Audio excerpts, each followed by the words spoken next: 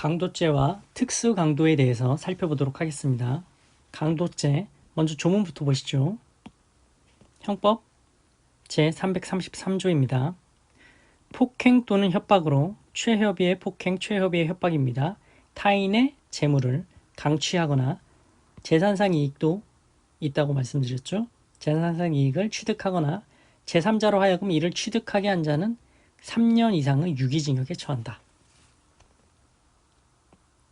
돌아오셔서 정리하면 최협의의 폭행과 협박으로 타인 소유, 타인 점유의 재물을 강취하는 것이고, 강취했을 때 기수에 이르겠죠. 기타 재산상 이익을 취득하는 것입니다. 이때 또 기수에 이르겠죠. 강도죄의 실행의 착수 시기는 폭행 협박입니다. 최협의의 폭행과 협박을 했을 때 강도죄의 실행의 착수가 있다라고 봅니다. 자, 재물을 강취. 무슨 의미냐? 재물을 강취했다, 즉 강도죄가 성립되기 위해서는 이 폭행 협박은 재물의 취득을 목적으로 하는 수단이어야 합니다. 즉, 이 폭행 협박과 이 재물 취득 사이에는 인과관계가 있어야 되는데 더 세분화해서 나눠야 됩니다. 폭행 협박으로 피해자의 반항을 억압해야 됩니다. 즉, 이 폭행 협박과 피해자의 반항 억압 사이에 인과관계가 있어야 되고요. 이 피해자 반항을 억압한 상태를 이용해서 재물을 취득해야 된다. 즉, 피해자 반항의 억압과 재물 취득 사이에도 인과관계가 있어야 됩니다. 이 2단계의 인과관계가 필요합니다. 인과관계 두 가지 모두 필요합니다. 폭행 협박과 취득 사이의 인과관계가 필요하다. 즉, 폭행 협박과 취득은 수단과 목적 관계여야 한다. 취득을 목적으로 폭행 협박하여야 한다. 폭행 협박과 반항 억압 사이, 반항 억압과 취득 사이에 각 인과관계가 필요하다. 자, 폭행 협박 각주 192번 보실까요? 강도와 공갈의 구별은 폭행 협박의 정도로 합니다. 고의의 내용으로 강도와 공갈을 구별하지 않습니다. 폭행 협박의 정도로 강도와 공갈을 구별합니다. 무슨 얘기냐? 강도죄의 폭행 협박은 사회 통념상 객관적으로 상대방의 반항을 억압하거나 한거 불능케 할 정도의 것이어야 한다. 즉, 최협의의 폭행과 협박이어야 한다. 그래서 강도 고의로 최협의의 폭행을 이용해서 재물을 강취하고자 하는 고의로 폭행 협박을 했어요.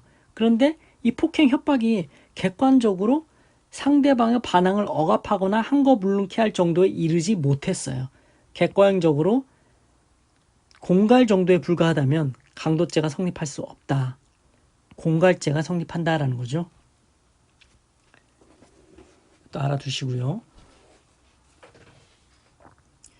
그리고 폭행 협박과 취득은 수단 목적 관계여야 한다. 각주 193번 판례 보시죠. 이 사건 재물 취거가 피해자가 전혀 인식하지 못한 가운데서 행해졌다.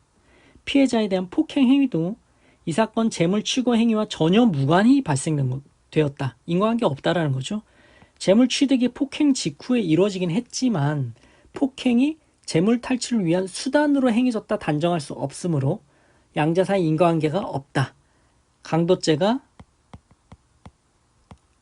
아니고 폭행 협박과 절도죄의 실체적 경합이다. 인과관계가 중요합니다. 강도죄에서는. 자, 각 인과관계를 요한다. 각주 194, 195번 보실까요? 날치기 사안. 날치기 사안은 두 가지 경우가 있는데 잘 구별을 하셔야 됩니다. 첫 번째 보시죠. 날치기와 같이 강력적으로 재물을 절취하는 행위는 때로는 피해자를 전도시킨 거나 부상케 하는 경우가 있어 경우에 따라 강도로 인정 가능하나 이 날치기 행위 자체가 최협의의 폭행, 협박을 수반하기 때문에 어떤 그 경우에는 강도로 인정 가능하다라는 거예요. 하지만 그 결과가 피해자의 반항 억압을 목적으로 함이 없이 점유 탈취 과정에서 이게 중요한 거겠죠. 우연히 가해진 것이라면 이는 절도에 불과하다. 인과관계가 부존재하기 때문에 강도죄가 아니고 절도와 과실치상이라든지 폭행치상의 경합이 된다라는 거죠. 하지만 비교하셔서 알아둬야 될 또 판례가 날치기 사안인데 날치기 강제력 행사가 사회통념상 객관적으로 상대방의 반항을 억압하거나 한거불능케 할 정도의 것이라면, 즉 최협의의 것이라면 강도죄의 폭행이다. 날치기 수법의 점유 탈취 과정에서 이를 뺏기지 않으려는 피해자의 반항에 부딪혔음에도 계속하여 피해자를 끌고 가면서 억지로 재물을 빼앗은 것은 강도이다. 그래서 그로 인해서 상해를 입혔다면 강도치상이 된다라는 거고요. 이 두 가지 경우 어느 경우에 날치기 사안에서 어느 경우에 해당되는 것이냐 판단을 하셔야 됩니다. 각주 195번 새벽 1시경 피해자의 폭행 협박 후에 그로부터 상당 시간 경과 후 오후 17시경 얼마나 흘렀습니까? 새벽 1시경에서 19시경에 18시간이 경과했네요. 18시간 경과. 그래서 또 다른 장소에서 금원을 교부받았어요. 새벽 1시경 피해자 폭행 협박 후 그로부터 18시간이 경과한 후 또 다른 장소에서 금원을 교부받았다. 결국 폭행 협박 당시 피해자의 의사가 억압되어 반항을 불능케 할 정도에 이르렀다 해도 그 폭행 협박에서 벗어난 후는 그 의사 억압 상태가 계속된다 보기 어려운 바, 위 금원 교부는 피해자 의사에 반해 강취된 것이라기보다 하자 있는 의사에 의해 교부된, 즉 갈취된 것이다. 2번의 인과관계가 부존재하다라는 거죠. 2번의 인과관계. 18시간이나 흘렀고 다른 장소에서 돈을 받았다면 2번의 인과관계가 인정되기 곤란하다라는 것입니다. 특수강도의 미수다. 자, 다음 페이지. 강도죄는 재물을 또 객체로 하고 있지만 재산상 이익도 객체로 하고 있다고 말씀을 드렸습니다. 이것은 재산상 이익을 취득한다는 건 채무면탈 목적, 강도살인 케이스죠. 강도살인 케이스. 살인.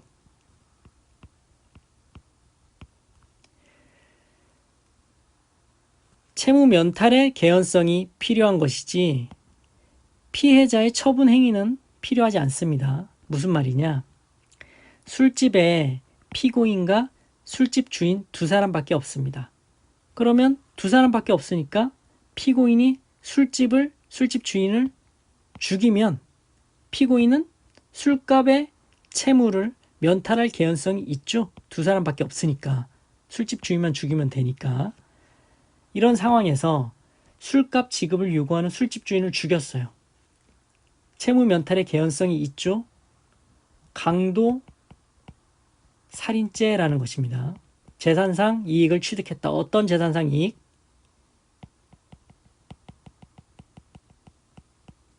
재산상 이익. 어떤 재산상 이익? 채무를 면한 거죠. 그런데 여기서도 이미 강도 살인인데 살해한 후에 곧바로 바로 피해자가 소지하던 현금을 탈취했다. 그러면 포괄해서 다 하나의 강도살인죄가 성립한다라고 판례가 모았습니다. 별도로 절도죄가 성립한다는 것이 아니고요. 강도살인죄 성립한다. 하지만 채무면탈의 개연성이 없는 경우도 있겠죠. 어떤 경우냐? 채무자의 존재가 명백하다. 술집 주인이 죽었어도 채무의 존재가 명백해요. 그거를 확인할 수 있어요. 채권자 상속인 등이. 채권자 상속인이 존재하고 그 상속인에게 채권의 존재를 확인할 방법이 확보되어 있다면, 명상인, 이 요건이 구비되어 있다면 채무면탈 목적으로 살해하더라도 일시적으로 채권자 측 취급을 면한 것에 불과하다. 재산상 이익이 범인에게 이전되었다 보기 곤란하다. 범인이 채무를 면하지 못할 것이라는 거죠. 따라서 강도살인죄 성립하지 않는다라는 것입니다. 채무 면탈의 개연성이 없으니 이 명상인의 요건이 구비되었다면 채무 면탈의 개연성이 없으니, 즉 채무 면탈의 개연성이 없다라는 것은 그 강도살인의 결과 발생의 위험성도 없다. 강도살인의 불능범이다. 보통살인죄가 성립한다라는 거죠.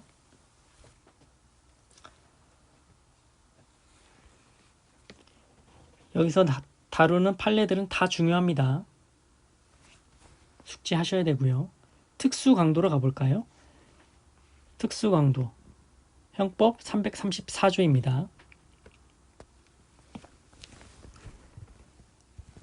특수 강도 1항 야간에 사람의 주거 관리하는 건조물 선박 항공기 저면화 방실에 침입하여 강도죄를 범한 자는 무기 5년 이상의 징역에 처한다. 야주강인 거죠. 야주강. 1항은 야간 주거 침입 강도입니다. 야주절 아니고 야주강. 2항 흉기 휴대를 하거나 흉기 휴대 강도 2인 이상이 합동하여 합동 강도 전조의 죄를 범한 자도 전항의 형과 같다. 자, 교재로 다시 돌아오시죠.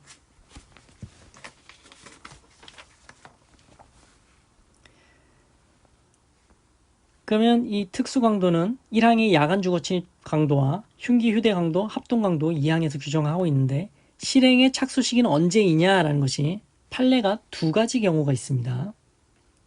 하나는 주거 침입으로 보고 있어요. 334조 1항의 야주강죄는 주거 침입과 강도의 결합범이다. 따라서 주거 침입을 한 때 실행의 착수가 있는 것으로 볼 것이다. 제2항 흉기 휴대 합동 강도죄에서 있어서 야간에 주거 침입하여 이루어지는 경우 주거 침입 시 실행의 착수가 있다. 주거 침입으로 실행의 착수를 보았죠. 실행의 착수가 있다고 보았습니다. 하지만 비교해 두시죠. 폭행 협박 시로 본 판례도 있습니다. 강도의 범위로 야간에 칼을 휴대한 채 침입을 했습니다. 그래서 피해자를 발견하고 했는데 갑자기 욕정을 일으켜서 칼로 협박하여 강간을 했다. 강도의 실행 행위, 즉 반항을 억압할 정도의 폭행 협박에는 나아가지 않았는 바 특수강도 실행 착수가 있다 할 수 없다. 특수강도 강간죄에 해당하지 않는다라고 판시하였습니다. 강도하려고 주거 침입을 했는데 강도의 고의로 주거 침입을 했는데 강도를 안 하고 강간을 한 거죠. 그러면 특수 강도의 실행의 착수가 있느냐? 주거 침입만으로는 아니고 이 강도의 폭행 협박을 했었어야 된다. 이게 없었으니 특수 강도의 실착이 실행의 착수가 없는 것이다. 따라서 특수 강도 강간죄에 해당하지 않는다라는 거죠. 특수 강도가 주체이니까.